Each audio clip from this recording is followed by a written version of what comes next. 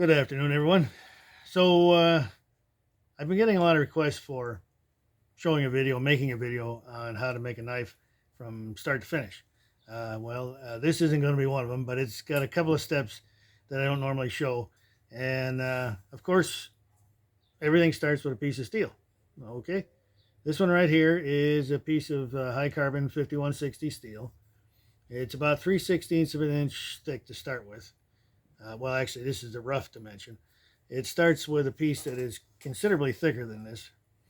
And what I do is, depending on what I buy, I heat it in my forge, and several times, obviously, and it's hammered down to the rough thickness on my power hammer. Now, again, I've explained this, I think, in the past a few times, and I believe in forged knives. This is what I make here. I make hand forged knives. These aren't stock removal knives. Okay, I believe that knives that are forged are far superior and stronger than stock removal knives. Okay, not trying to knock anybody out there. I just think that it makes for a better knife and stronger. Okay, so that's what I do here. I'm a blacksmith, so I forge knives. So this particular piece, okay, could either be turned into one big knife or several small knives. And in this particular instance, this one right here is one of my short blade everyday carry knives. Okay, they're a very popular pattern. I make quite a few different other kinds of knives from that same pattern. The short blade cross draw, the trail walker pattern, which is what I'll be showing next. It's also the smaller version of my Wolverine pattern. Okay, also, so this one right here has now been profiled ground. Okay, this blank, and forged down to the final thickness, which this one, not all of them, but this one is a little heavy on the 1/8 inch side. Okay, and then I hammer forge the bevel down. Kind of hard to see that on the video here, but the thickness on the bevel is hammer forged down on my anvil to approximately a dime's thickness. All right, I don't care to go any lower than that because when I go to harden it, it's quite a violent process there. You know, you're heating it up to a certain temperature, and I'm going to have a video on that at some point here too. We're going to do the whole process when I have it all put together. So you're heating it up in the forge, and then you're quenching it in oil. All right, so people have seen this. I've got another video on this. Forge and Fire has that happening all the time. But if you're not careful with the thickness and you haven't done everything right to begin with, all the normalizing and stuff, that blade is going to warp. All right, especially if it's too thin, which this is not. So if it warps, especially on chef knives, those go to hell quick, and you wind up with a mess and a banana. You know, the edge is all wobbly and pretty nearly junk by that time. So when I get it to this point, and this one has been hardened and tempered, as you can see, then I get it on the belt grinder. All right, and it's the profile is ground, and then the bevel is ground, which of course this one isn't yet, and then it's down to the final thickness. Okay, and from there, that's again for another video. But that one right here that I just showed you turns into this one, and that is my trail walker pattern.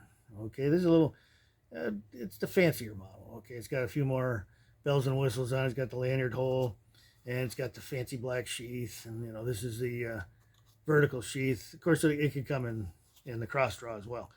So I'm gonna drop it again here. There it is right there. Nice little knife. This one is in gunstock tiger maple, lanyard hole, brass pins, and of course this one has the jimping on the back. Now I've had this in my other videos explained it. You know, the when you go to press down really hard when you're cutting with a knife, your thumb could slip. You know, if there's nothing there, and that's what that jimping is for. There, that really holds your thumb in place. Okay, it makes for a good cut, especially on a tiny knife. You know, this is a compact knife.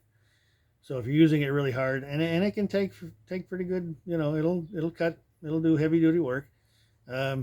and it's got that swedge on the top right here. Okay, so that makes for a finer cutting point. Doesn't weaken it any. It just makes for a more finer cutting point, more detailed, and it doesn't look clunky neither. It just it's an old detail, looks good, and I got those on pretty nearly all of my knives now. So, and they're also acid etched. You may see that it's a kind of a gray finish and dark on the top. Of course, that's the forging marks left on there. I only grind so far. That bevel right there is called a saber grind. There's quite a few different kinds of grinds out there. Scandi grind, hollow grind. I like the saber grind. Okay, so we have a bevel right here that goes up to the forging marks. Okay, I like leaving that on there because that's what I do. And then there's another bevel right here. You can clearly see that in the video right there. Okay, and that's where the sharp edge. It's about a 30 degree. Okay, a lot of times if you make them too sharp, the cutting edge is too weak, rolls over. That's more of a chef knife type of thing. So 30 degrees on these field knives and the heavier knives seem to be a good combination between being too thin and too thick. You know, there's winds up being kind of clunky, as I say, and this is a good combination angle. Works really good. So that's it. That's the knife and the sheath. Showed you my sheaths before, but all of them come with a full welt. All right, and the copper saddle makers rivets and all the stress points. I don't know. It's heavy duty. I like making things a little overdone. Maybe it's a little bit overkill perhaps on a sheath like this, but it's not going to come apart, and it's going to last forever if it's taken care of course. So, all right, so that's it for that knife. And of course, you know, again, it starts off with a big chunk of steel. And going to have a lot more videos coming up here. I've got new styles that I have that I'm working on right now. I also want to do some videos on the old patterns again, to kind of redo those again a little bit that I have. So please stay tuned. Got a lot more coming. If you like my videos, please subscribe, share the video, subscribe, ring the bell icon, a whole bunch of things there. Anyway, we really appreciate all the activity. I've been getting new subscribers every day. It's pretty cool. I'm kind of amazed really at the activities going on here. And like I said, we got a lot more coming. And again, on my website, okay, furnacebrookironworks.com. I have a wait list, and a lot of people on there right now. But if you'd like to have a knife, now this one in particular is this Trail Walker. Okay, this can be custom ordered on my site. Now I've been trying to gear people towards away from doing the prepay custom order on the site. I much prefer people to just join the wait list, request whatever knife that they'd like to have, and then I'll get back in touch with you when I make one or whatever. This way, you know, there's no money outlay for anybody, and you're on the wait list, because I've got a long wait list, a long backlog of orders is what I should say, and I don't like disappointing anybody. At the moment, it's about 14 months, so I try to make up extra knives every month. Don't have too much time to do that. Two times, maybe 3 times a month if I can. So if you request one of these or one of the other ones there, I'll be sure to know that I need to make more of those, and they'll be available. So anyway, thanks again. I hope this answered a few questions out there from people that have been asking me about knife making and processes and stuff, and there's a lot more. So stay tuned. Thanks again, and we'll see you in the next one.